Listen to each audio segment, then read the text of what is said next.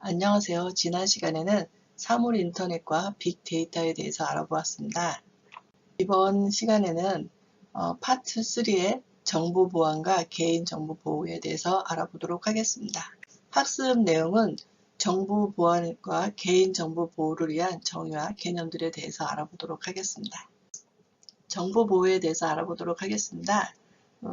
지식 기반 사회에서 정보의 의미는 정보가 물질이나 에너지보다 더 중요한 가치를 갖게 되고요.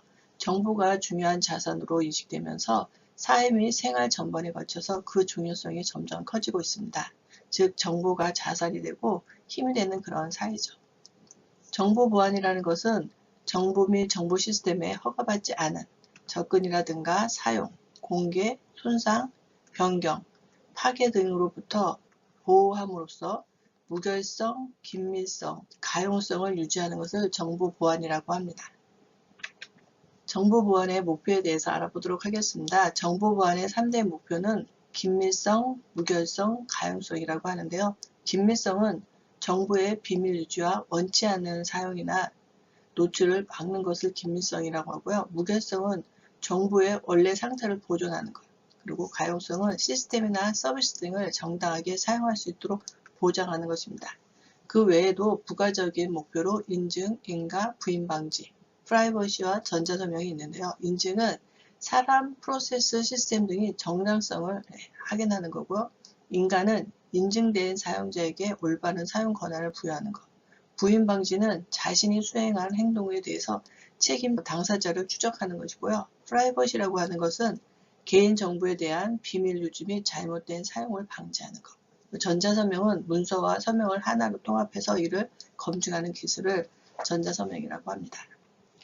암호화에 대해서 알아보도록 하겠습니다. 원본 메시지를 암호화된 메시지로 바꾸는 것을 암호화라고 하고요. 이 암호문을 받은 수신자는 이 암호문을 다시 평문으로 바꿔서 해석을 해야 되는데 이 과정을 우리는 복화라고 합니다. 여기에 대감이 그죠? 김대감이라고 할까요? 이 김대감이 이 편지를 박대감에게 전달하여라 하고 여기 그죠? 하인에게 심부름을 시키죠. 심부름 편지를 받아서 열심히 박대감한테 갑니다. 박대감에게 편지를 전달을 하게 되죠. 그러자 박대감이 칼을 뽑아듭니다. 그 이유는 여기 김대감이 보낸 편지를 박대감이 해석을 할 수 있었던 거죠. 편지 내용은 키림, 그를 죽여라 라고 했기 때문에 이제 칼을 뽑아든 거고요. 만약에 이 키림이라고 하는 것, 그를 죽여라 하는 말을 이 하인이 해석할 수 있었다면, 읽을 수 있었다면 이 편지가 전달되지 않았을 겁니다. 그리고 이 김대감이 보낸 편지를 박대감이 해석할 수 없었다면 이 사람을 죽이려고 칼을 빼들지도 않았겠죠. 그래서 김대감은 암호화를 해서 박대감에게 편지를 보냈기 때문에 이 하인이 중간에 편지를 보고도 읽었다 하더라도 이 편지가 전달이 되었겠죠. 대칭키 알고리즘에 대해서 알아보도록 하겠습니다. 대칭키 알고리즘은 암호화 시 비밀키를 이용하게 됩니다. 즉 암호화를 할 때 주어진 비밀키에 따라서 암호문을 작성하게 되고요. 복호화를 할 때는 그 암호문 작성할 때 사용한 비밀키로 평문으로 바꾼다고 합니다. 암호화 복호화 알고리즘은 공개를 하고 비밀키를 사전에 나눠 갖고 그리고 그 비밀키에 대한 비밀을 유지를 해야 된다는 특징을 가지고요. 대칭키 알고리즘의 예는 DES, 데이터 엔크립션 스탠다드라고 해서 미국의 국가 표준 암호 알고리즘이라고 합니다. 이보다는 요즘 최근에는 트리플 DES라는 것을 사용했는데요. 안전하다고 생각해서 최근에는 새로운 표준으로 AES, Advanced Encryption Standard라는 것을 사용한다고 합니다. 여기서 보면은 평문을 키를 이용해서 알고리즘으로 암호화를 하고 다시 이 암호화된 텍스트를 알고리즘의 키를 이용해서 복화에 사용을 하는 그런 방식입니다. 다음은 공개 알고리즘에 대해서 알아보도록 하겠습니다. 공개 키와 개인 키 쌍으로 이렇게 가지고 있어야 하고요. 공개 키는 공개되어 있는 키로 암호화에 사용을 하고 개인 키는 비밀 키, 즉 타인에게 공개되지 않는 키로 복화에 사용을 한다고 합니다. 공개키와 개인키 조합된 키쌍은 잘 정의된 수학적 특성을 가진 정수라고 합니다.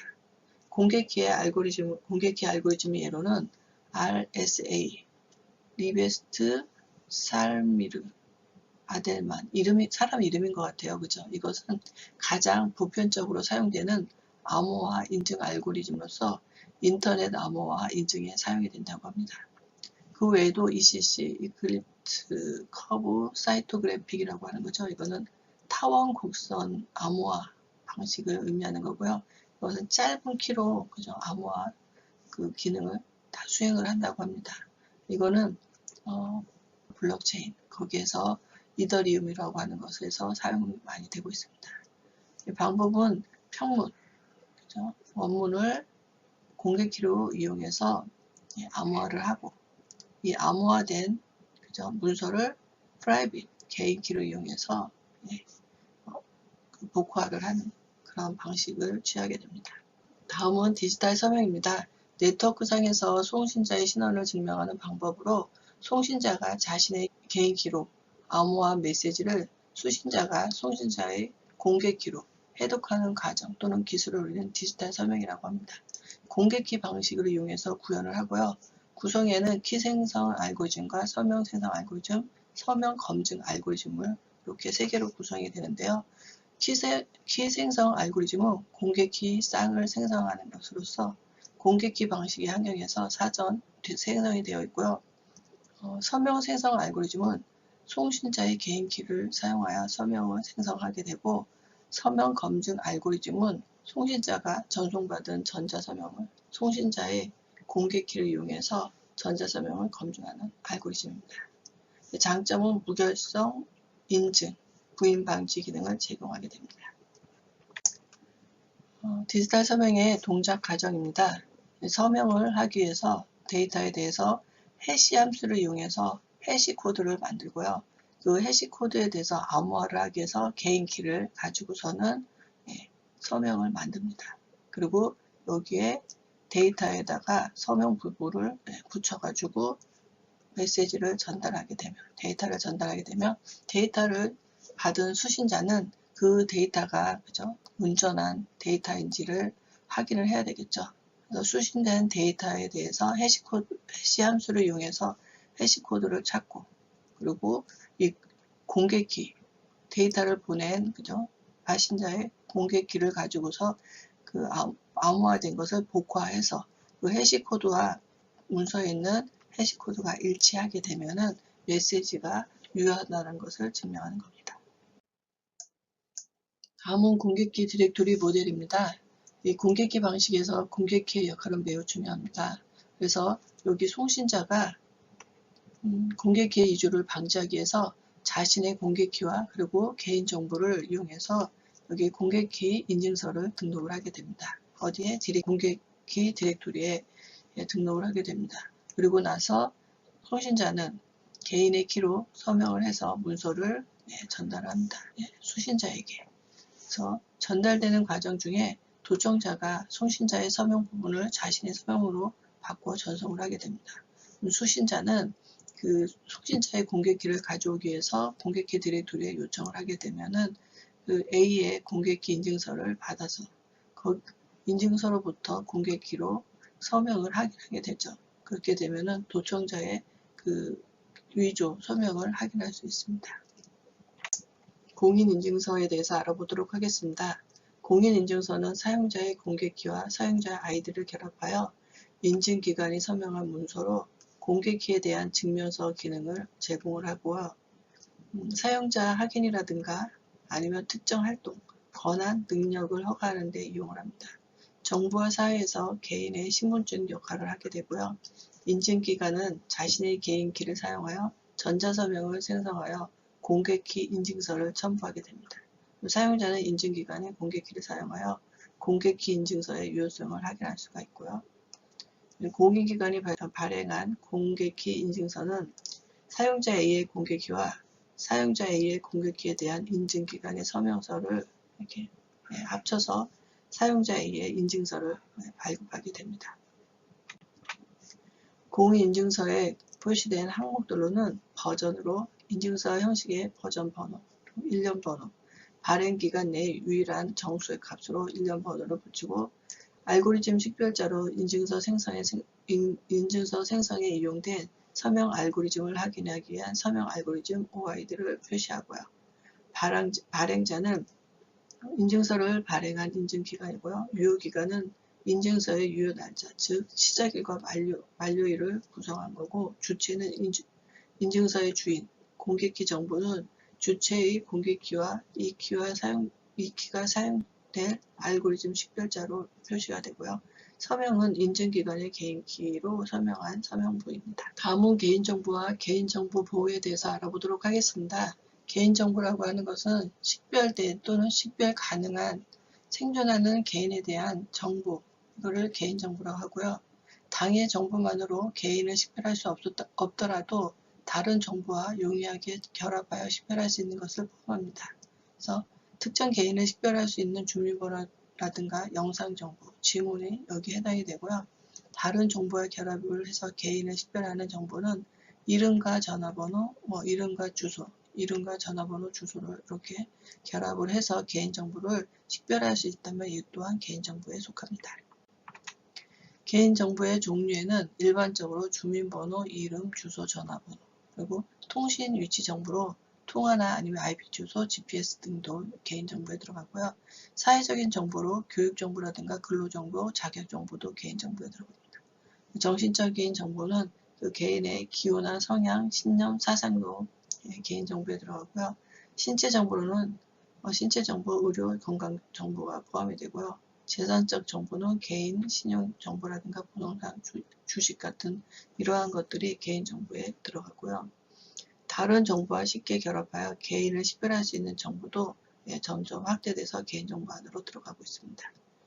개인정보 유출과 도용은 해킹 및 부주의에 의해서, 그리고 개인정보 유출에 의해서, 개인정보 축적 거래에 의해서, 그리고 개인정보 오남용, 보이스피싱의 2차 발생자에 의해서 개인정보가 유출되고 도용되고 있습니다. 다음은 개인정보보호법입니다. 연역은 법률 제 1465호 2011년 3월 29일 제정이 되었고요. 2011년 9월 30일부터 시행이 되었습니다. 14번의 개정을 거치고 현재 최종 법률 제 14,839호 2017년 7월 26일 타법 개정이 되고 2017년 10월 19일에 시행이 되었습니다.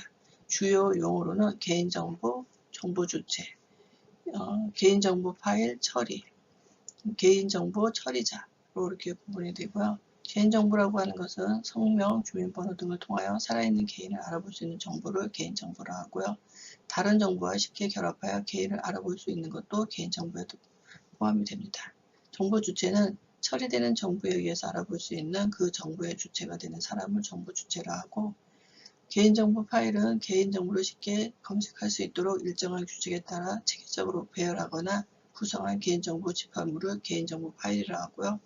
처리라고 하는 것은 개인정보 수집, 생성, 연계, 연동, 기록, 저장, 보유, 가공, 편집, 검색, 출력, 정정, 복구, 이용, 제공, 공개, 파기, 그 밖에 이와 유사한 행위를 처리라고 하고요.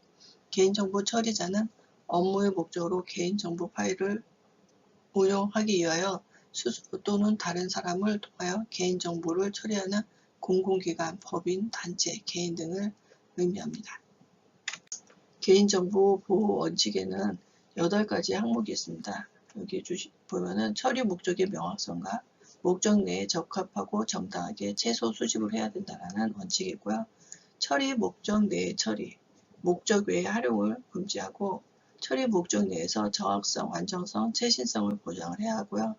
정보 주체의 권리 침해 위험성 등을 고려하여 안전하게 관리되어야 하고, 개인정보 처리 사항 공개, 정보 주체의 권리를 보장해야 하고, 사생활 침해 최소화 방법을 처리해야 하고, 사생활 침해 최소화 방법으로 처리가 되어야 하고, 가능한 경우 익명으로 처리하고, 개인정보 처리자의 책임 준수, 정보 주체의 신뢰성 확보를 해야 한다고 합니다.